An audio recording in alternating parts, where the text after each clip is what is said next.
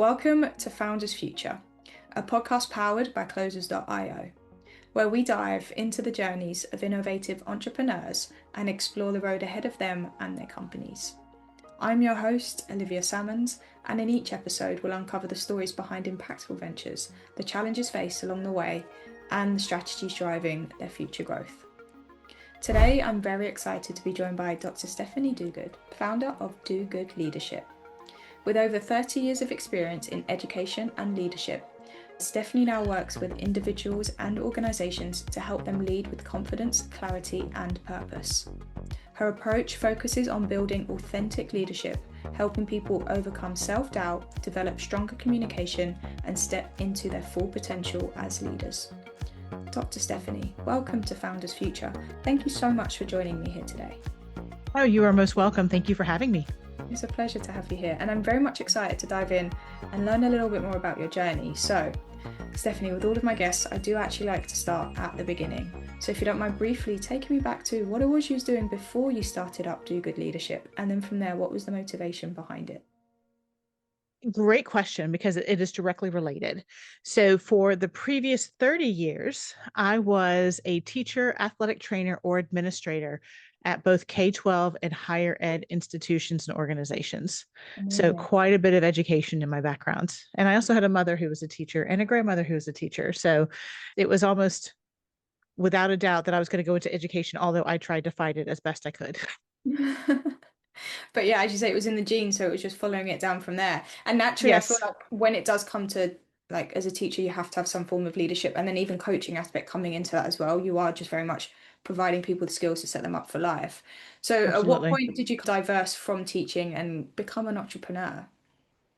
I realized throughout my life, my mother was an amazing educator. She was a teacher for 40 years and she really knew how to connect with people. And when I say connect, she didn't just get to know their name and a few things about them, but she connected over the years. So Yeah. she would write handwritten notes. She was the welcome wagon lady in my town. And so connection was just part of her being. And as a kid, I watched that and I thought that everybody knew how to connect. But in my adult life, as an educator in teaching, in administration, in athletic training, I realized that people didn't know how to connect, and I was a unique person that knew how to do it. So that opened up so many doors for me throughout my educational journey. And towards the end of my work in the institutions, I realized, you know what? People don't know how to do this that well. So why don't I go out and try to support those who are in leadership, coming into leadership in the educational space or even small businesses to help their leaders learn how to connect and build those relationships? I love that. So yeah, moving that on from there. And did you always have a little bit of an ambition to be an entrepreneur, or was that just something that naturally developed, obviously, as you saw your path moving in that direction? I did not have a desire to be an entrepreneur. I always heard things about it, but with education and actually life, everybody knows what happened in 2020 with a pandemic, and it Right. made you realize that nothing is certain. Your future is not certain. So when I had some writing on the wall at my past institution where I was working, then it was, you know what? I need to be able to make my own way. It is my time that if I'm going to do anything, this is it. And so I was determined to step out and take the leap of faith. Beautiful stuff. And now here we are today, working out from Yes. it's really cool. So let's dive into Do Good Leadership a little bit more then, just so the listeners can have some context moving forward. So Stephanie, at this point in, who would you say is your ideal client? Who is it that you very much love to work with the most? And then from there, how is it you help them? And how would you support them along their own journey?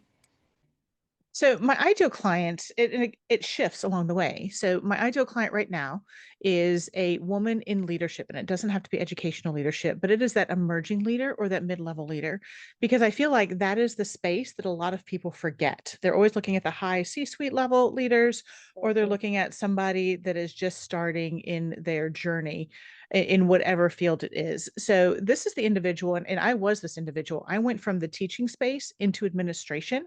So my peers became those that reported to me, which is a very unique dynamic. So I realized that those are the ones that I really wanted to have the touch points with, so that you also still have direct contact with those that they're working with and those that are around them. Because at that point, relationships are everything. So if you learn exactly who you are, and what your foundations are, making sure that you don't step away from your own personal morals and ethics. You build in building that relationship, and you all have a common goal and journey along the way. it's going to be a beautiful story. I love that. And I love that aspect. And as you say, that middleman, that like mid-level leadership is definitely overlooked, especially as a role that people are often thrown into. As you say, they go from being Yes. at peer level to then being the leader of that peers. And it's a very weird dynamic. They're often very good at what they do, but that's a very different thing coming into something and managing a team of people that will once you're equals, it does create that kind of dynamic shift between it. So what is your style or your approach to coaching? How is it you get yourself in with these clients? Like, what is it like to work with you?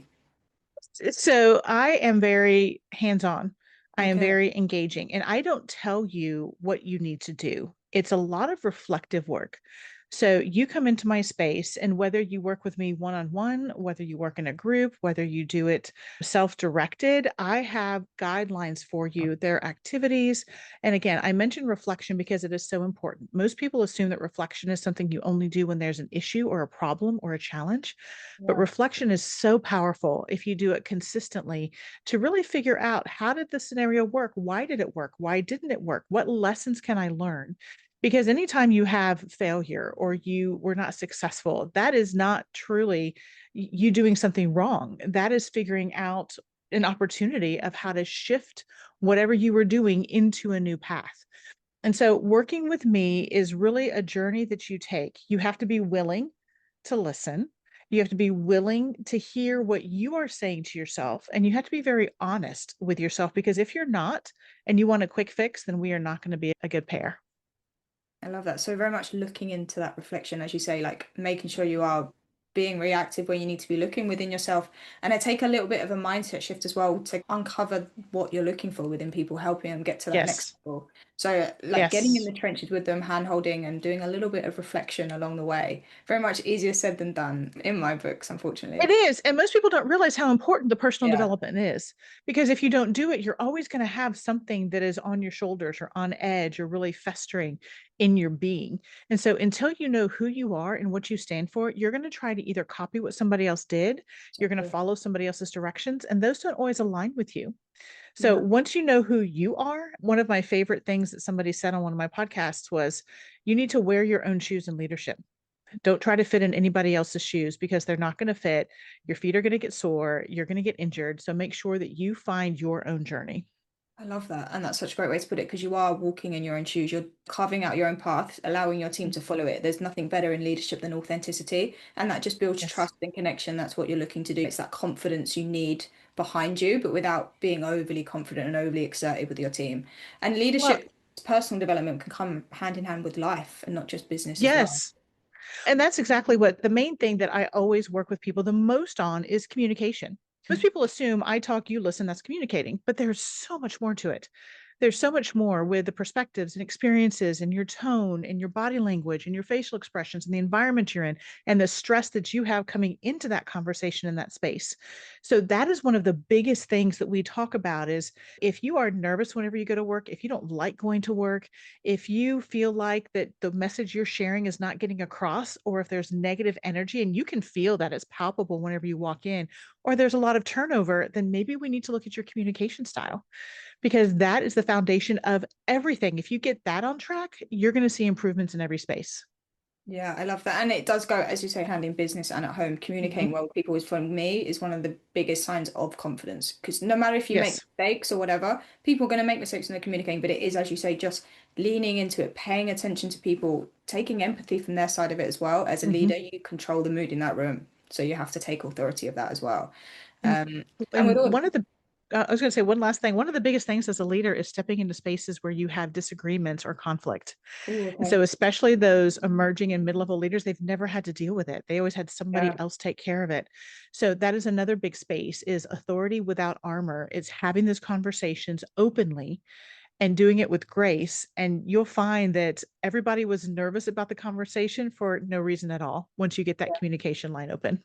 I love that. One of my actual bosses growing up, like I'm still growing. Previously in one of my earlier jobs, she again a great leader, and she always used to say you need to address the elephant in that room. And that is the same Yes. thing, exactly what you're saying there. It's like those nervous situations, bring them up, make people feel easy, take it in that next step. But without addressing that, you're just bypassing what everyone needs to do and then bypassing your authority as well. There are so many That's right. nuances to come into it, but I love the fact that you are kind of meeting them where they're at. As you say, there's the one-on-ones, there's a group, there's self-follow coursework, so you can very much allow that leader to feel comfortable in that space and Mhm. ready to take those next steps with you along the way. Now, I do want to get into the nuts and bolts a little bit of the business. Naturally, it's a very noisy world at the moment. So, like in terms Yes. of marketing and like acquiring your customers, what are you finding most successful at the moment, Stephanie, and just finding those right people to work with in terms of like channels or methods? What is working well for you? So right now, LinkedIn is always a big space where professional individuals find one another. Anytime I have a speaking engagement, that's my favorite place is to talk about things from the stage. And I also have a book that is the same title, Exponentially Elevate Your Leadership Impact. And so individuals really cling on to that idea of I have something tangible and I have steps that I can take to walk through this process because it's an engaging reflective journal through 52 weeks if you Yeah. choose. But those are the two spaces from the stage and LinkedIn. Facebook is great, but it is more of a conversational piece with friends and family members. So that's not really the place to get customers. And then I've been working with a lot of networking groups and collaborating with other individuals. And it's, can you just introduce me to somebody that might have a platform for something that I can offer? And I will do the same for you.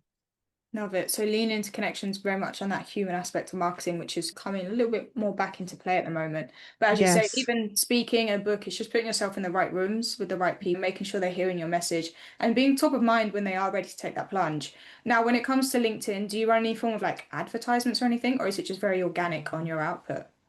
No, for me, it's very organic. It Okay. is really somebody that I want to connect with. Because if I'm talking about the human connection, I don't want to use all the chat bots and AI things and all those things in the background that really gets it started. Now, in my space, education, there's typically directories and there's opportunities to find individuals within institutions and organizations and conferences.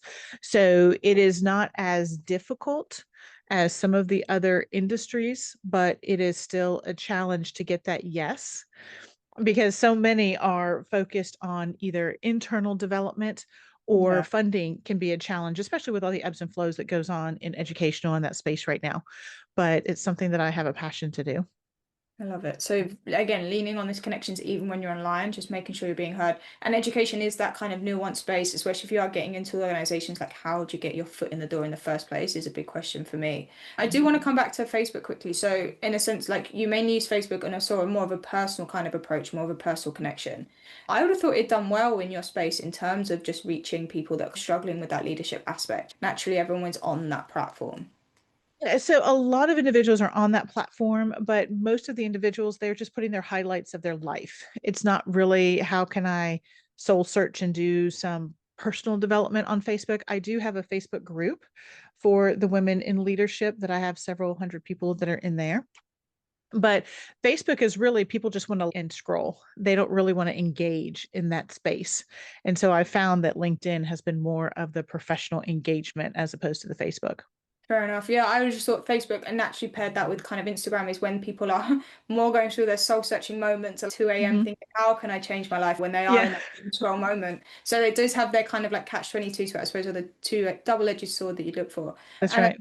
and just on the point of that as well, do you have a team that are helping you out with all of these aspects, like covering some of the hats you have to wear as a business owner, or are you pretty much running the whole show yourself at the moment? I'm pretty much running the whole show myself. I do have one individual that I would call her my assistant. She is a someone that I've worked with in the past and she's just this incredible person. So she helps me with some of my posting. I actually create all the content, but she helps me with organizing and posting and some of my outreach a little bit, but I always find all the resources myself. So Beautiful yeah, stuff. it's a solopreneur journey. Solopreneur, covering all the hats, putting out all the fires, but at least you have some aspect of help coming into it. So at least some of those jobs that are a little bit more nuanced or take up a longer amount of time, you have a little bit of support coming through. And I suppose, Yes. what are your like visions or your ambitions for the company moving forward? Maybe when you think of the next 6 to 12 months, like what are those goals or the targets you're hopefully looking forward to achieving? Oh my goodness. My goals and targets are to get on stages all across the country and possibly the world. I just love talking to individuals and sharing a message where you can support one another, you can be kind to one another, and you can also empower one another because it's not about me. I'm not up there for the Dr. Duguid show. I'm up there to share a message that I can hopefully see a benefit with you as you move forward in your journey. So just Yeah. spreading the word, sharing the information, and traveling along the way, making a livelihood for myself and my family, and eventually, hopefully, continuing a legacy that started long ago with my mom and her connective resources that she did. Love it. Leaning into the connections, which is a beautiful aspect. And again, speaking is a great way to do that. You're in a room full of people, hopefully wanting to connect with you as well. Where are you probably finding the biggest challenge in achieving that, or even within the current business itself? I think the biggest challenge is that you mentioned it earlier. There's so much noise. There's so many people doing so many things for so many different reasons. Is it times it's hard to find those who are genuine in what they want to do. So I think that you do get all of these requests or ideas or inquiries, and you're trying to funnel them all into one space. Again, as a solopreneur, it is making sure that I get the speaking done, and I have my podcast taken care of, and I have my blogs done, and I'm writing books. And so it's all those spaces. But behind it all, I'm also a wife and a mom and a daughter. So I have my whole family as well. And I'm learning to navigate how to know when to stop the entrepreneur piece and become mom. I've Yeah. got two kids, one's going off to college, and I don't want to miss a single minute with them. So, I like that. Yeah, and it is that fine aspect of that. And I don't believe in work-life balance. I think you have to integrate them both perfectly to get that kind of yes. nice Ah, synergy that you're love looking that. for. So I say that all the time. yeah, it's the harmony that you need. That's why you become an entrepreneur. So you can blend your time around your family and vice versa. Not spending all efforts there and then moving on and burning out in one place because you're focusing on the other one. That's right. Those nuances. And as one final question to you before we log out Mhm. for the day. So, if you could go back in time to a younger self and you could only leave yourself with one piece of advice moving forward, something you know now, but that you didn't know back then, what would you say to yourself?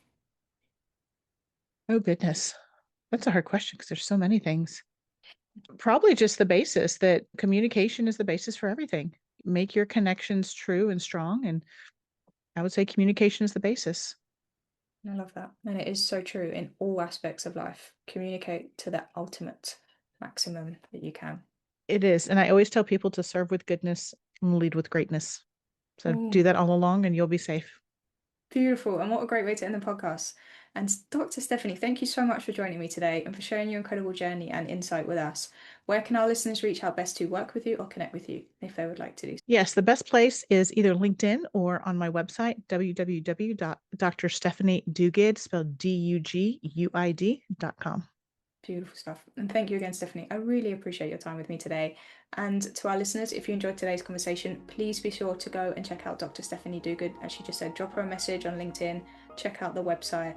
I'm sure she would love to hear from everybody. And do not forget to subscribe to Founders Future via wherever you listen to your favourite podcasts. And if you are a business owner, specifically a coach, consultant, or agency owner, and you're really looking to scale your business and you want to enhance your sales and marketing efforts, visit closers.io to hop on a call with one of our team and discover how we went from zero to $30 million per year in less than 3 years. But until then, keep on climbing and we'll see you on the next one.